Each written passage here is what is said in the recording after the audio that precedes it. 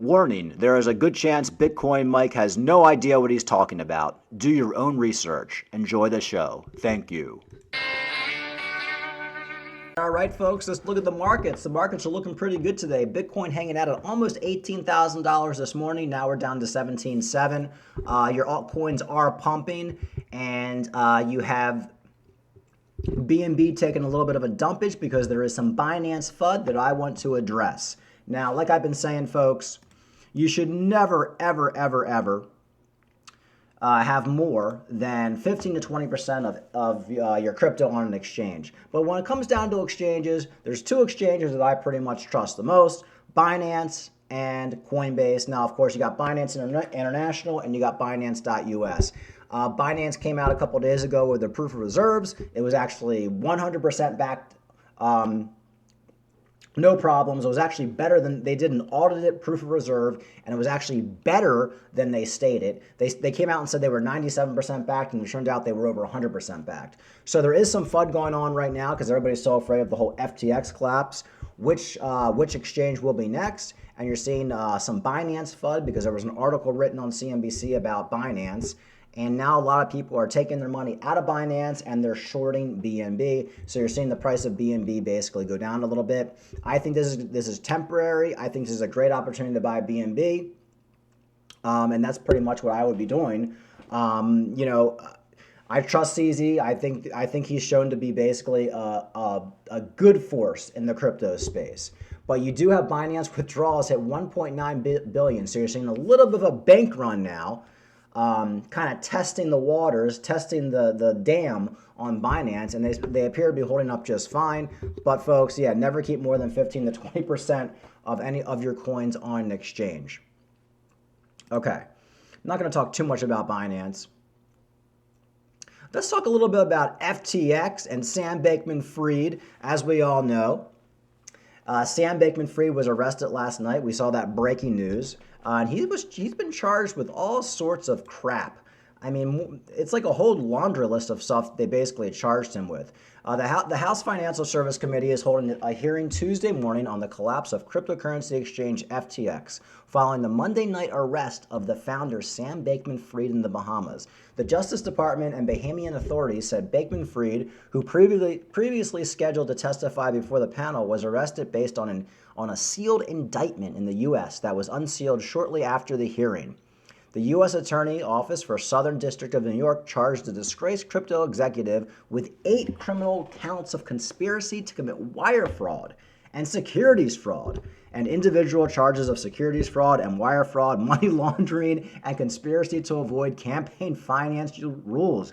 This guy is going to rot in prison for the next 20 years, folks. Now, as we know, the last couple of weeks, everybody like BitBoy has been saying, oh my God, why isn't Sam Bankman-Fried arrested? Blah, blah, blah. Well, here's your arrest. We all knew it was coming. I think one reason this arrest came faster than I actually thought it was going to happen was I think his girlfriend, Caroline Ellison, who was the CEO of Alameda Research, there were some pictures of her in some Starbucks in New York City or DC or something. I think it was New York City. A couple weeks ago, and there was really no reason for her to be in New York City, so a lot of people think she was basically turning state's evidence pretty much on Sam Bankman-Fried, and that's usually what happens. And a lot of people are saying, well, why isn't she arrested? Why isn't she arrested? Well, folks, that's how it usually goes. Usually, the prosecutors will make a deal with the small fish in order to get the big fish. Does anybody remember Sammy the Bull from the Gambino crime family or whatever it was?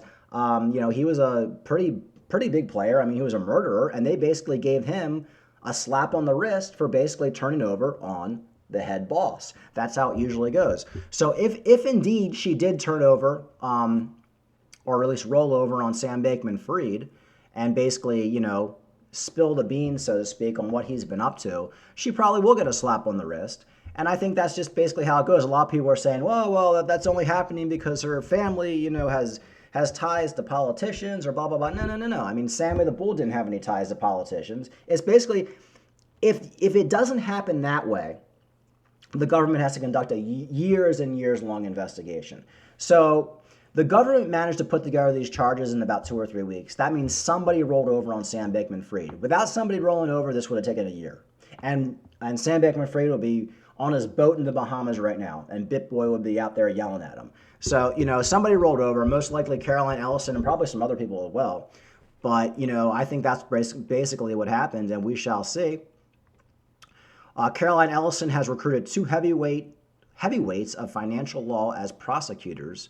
So she basically has a big name lawyer right now who used to work for the SEC. So, I would say, she is in trouble. She may still get charged, but I don't think she's going to get any jail time. I think if she's the one who turned over on Sam Bankman-Fried, she'll probably get fined, probation, and a slap on the wrist. Because you have to remember, we're talking a multi-billion-dollar Ponzi scheme. And if she has all the goods and saves the prosecution years and millions of dollars in investigation fees, she will be rewarded. So that's the Sam Bankman-Fried news. Very good stuff. He's been charged up the wazoo. Now, a lot of people are also saying, the crypto market is full of conspiracy theorists. And it's really kind of annoying, but that's just the way it goes. A lot of people are saying, it's so horrible because Sam Bankman-Fried was supposed to testify, tomorrow in front of Congress. And now that he's arrested, he's not going to be able to testify. Boo hoo hoo. Crypto Banter was talking about today. I actually agree with him, kind of. Folks, Sam Bankman-Fried's been running his mouth for the last 3 weeks. He's been on every Twitter space known to man. He's done interviews with CNBC, Fox. He's done interviews with everybody.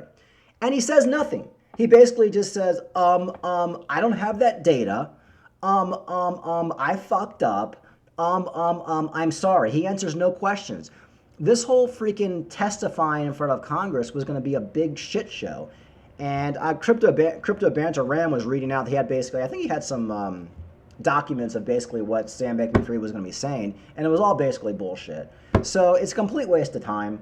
Sam Bankman-Fried, I'll play this clip from Crypto Banter, but, it's not like we were going to gain any information from having, politicians ask Sam Bankman-Fried questions. He was just going to plead the fifth or say he didn't have enough data. It may have been fun to watch for 5 minutes, but it wasn't going to go anywhere. Not to mention it was supposed to be virtual, which makes it even more stupid. So anyway, Maxine Waters is kind of upset about it, but she's a freaking idiot. But I'll play this clip from Crypto Banter. I'm surprised to hear that Sam Bankman-Fried was arrested in the Bahamas at the direction of the United States Attorney for the Southern District of New York. It's about time the process of to bring Mr. Bankman-Fried to justice has begun. However, as the public knows, my staff and I have been working diligently for the past month to secure Mr. Bankman-Fried's testimony before our committee tomorrow morning. We've received confirmation this afternoon from Bankman-Fried and his lawyers that he was still planning to appear before the committee tomorrow, but then he was arrested. Although Mr. Bankman-Fried must be held accountable, the American public deserves to hear from Mr. Bankman-Fried about his actions that have harmed over 1 million people and wiped out the hard-earned life savings of so many. The public has been waiting eagerly to get these answers under oath before Congress, and the timing of his arrest denies the public this opportunity. While I'm disappointed that we'll not be able to hear from Bankman-Fried tomorrow, we remain committed to getting to the bottom of what happened, and the committee looks forward to hearing the investigation by hearing from John Ray. So she's upset. I'm not so upset. I think he should rather testify. Let's not testify in front of Congress people. Testify in a court in front of a bulldog prosecutor who's going to put him in jail for a long time. And I'll always remember that the last tweet that SBF... Anyway, so I pretty much agree with that. It's just basically a shit show. It's basically just like a lot of the times that the politicians bring people up to testify, it's basically just, for show and you get nothing out of it. And there is really no reason to have him testify because, like I said, he's been running his mouth for the last couple of weeks and he's basically said absolutely nothing of substance. So it's better just to arrest the guy, charge him, and then throw the book at him. And, look, the charges that they filed against Sam Bankman-Fried, the guy's going to jail for minimally 20 years. This is just my opinion, but whether he testifies or not. So that's the way I see this situation. Just get the guy arrested, get him extradited to the United States, and get the fucker in jail and get him up on charges. So anyway, that is that. And we already covered that Bitcoin is pretty much on a pumpage today. Like I said, the CPI numbers were better than expected, so we saw a little bit of a pump. I don't think this pump on Bitcoin is going to last. I think we're probably going to be back down to the lower 17,000s pretty soon. Found this article about Cardano. Cardano community expects Cardano to jump 50% by the end of the year. Is that possible? Now, right now you have Cardano sitting at about 31 cents, which is definitely, a shit show. The question is, can Cardano get back up to 47 cents by the end of the year? I think 47 cents for Cardano is where Cardano is going to be sitting for most of 2023. I think the levels you're seeing right now for Cardano are very, very temporary. I think if you can get Cardano at 31 cents, 25 cents, 35 cents, you're going to do very, very well. I've been accumulating pretty much all the way down, so it wouldn't surprise me. But to see a 47-cent Cardano, I think we're going to need Bitcoin back up to about $22,000 to $25,000, unless there's just some amazing Cardano news.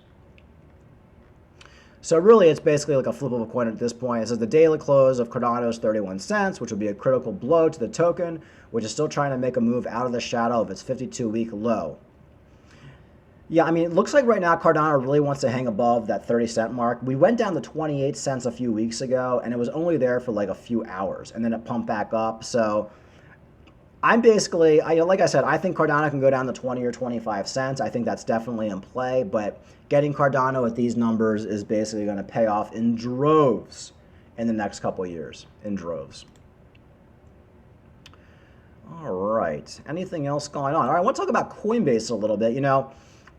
I did a video on this a couple weeks ago, and with all these shitty exchanges collapsing, like FTX, Bilaxi collapsed last year. I mean, just all the FUD around all these exchanges that aren't in the United States. There's a lot of FUD around KuCoin and Crypto.com. The question is, when the bull market starts, what exchange are people going to flood into because they trust it? And I think that's going to be Coinbase. Coinbase is one of the most trusted exchanges. It's traded as a publicly traded company on the New York Stock Exchange. It's down, I think, at a high of like $300 or something. It's down to like $38 now or something like that, $39. It's an easy 10x. So the way I'm looking at Coinbase right now, buying Coinbase at $40, $38. Anything under that range, I think it's an easy 10x going into 2024, 2025 for the next bull market. It's kind of like buying Bitcoin. Coinbase stock follows Bitcoin. When Bitcoin pumps, so does Coinbase. When Bitcoin dumps, Coinbase gets a big dump.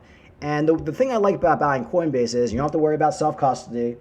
You don't have to worry about private keys. Just you can buy it on your Scottrade and it's safe. Now, of course, there's a little bit more risk in a company like Coinbase because they could go under, they could be insolvent, but everything I've seen with Coinbase, they're publicly traded. They have all their audits came in. They're not involved with that FTX. All of the coins that they offered are pretty much approved by the USA, which is why they only offer a few coins, because their coins go through SEC regulators before they can get listed.